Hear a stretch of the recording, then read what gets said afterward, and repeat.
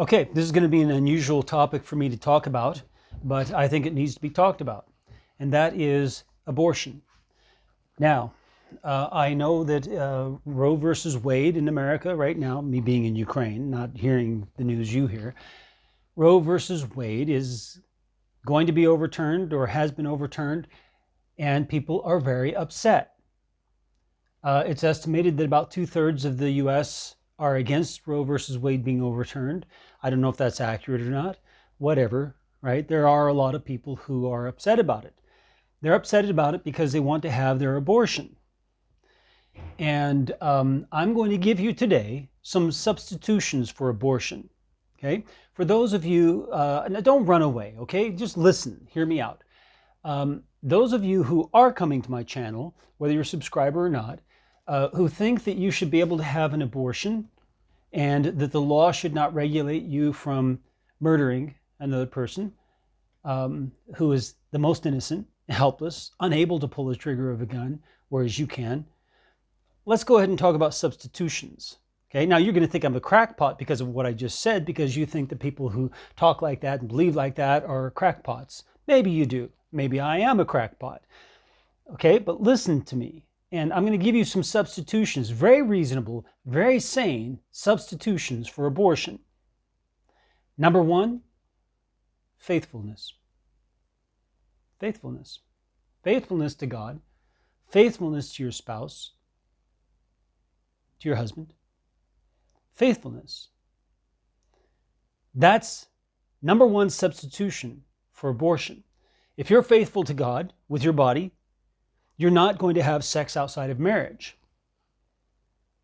If you're faithful to your husband, you're not going to have sex outside of marriage. If you're faithful to God and you're not married, you're not going to have sex outside of marriage. Understand? That's number one, alternative to abortion. Number two, alternative to abortion. Women, do not be alone with a man. Unless it's your husband, do not be alone with a man. Do not. It's simple. Do not be alone with a man. Well, how are we supposed to date? My boyfriend, blah, blah, blah. Do not be alone with a man. That's number two. Figure it out. There are communities that have this as a rule for women.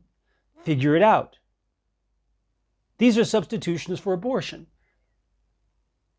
Number three, women, do not go walking alone at night. But I got to come home from work. Find someone to walk you home or pick you up in a car. You say, but it's a man. I can't be alone with a man. Figure it out. You've got to figure it out. Get another job. Have your girlfriends. So there are three of you. Something. You've got to figure it out. There are substitutions to abortion. You say, what's it got to do with abortion? Well, if you walk home alone at night, you're more likely to be raped than if you're walking with other people. So I think you could connect the dots, right?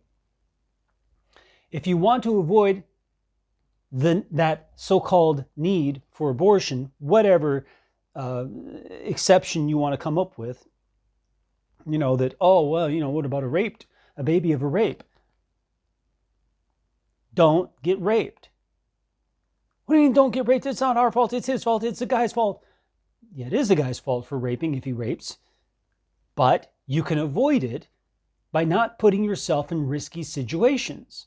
Do not be alone with a man, and don't go walking home alone at night or anywhere alone at night. There are ways to control that. I'm going to talk about a fourth one that is really going to upset many people. Stop dressing like a whore. Stop dressing like a whore and stop dressing like a man. Cover yourself up. Don't show any cleavage. Sorry about that. Don't show any cleavage. Don't show your shoulders. Cover yourself up.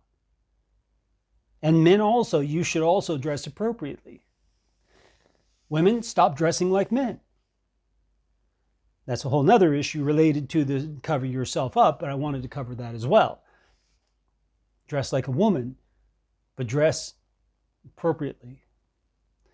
If you're wearing, you shouldn't be wearing pants, at least in public. Skirts and dresses down to your knees or lower. Don't get it above the knees where you're showing off your thighs and everything like that. Get it down below your knees. Don't show your cleavage. Don't show your shoulders. This is how the women in our church dress every day.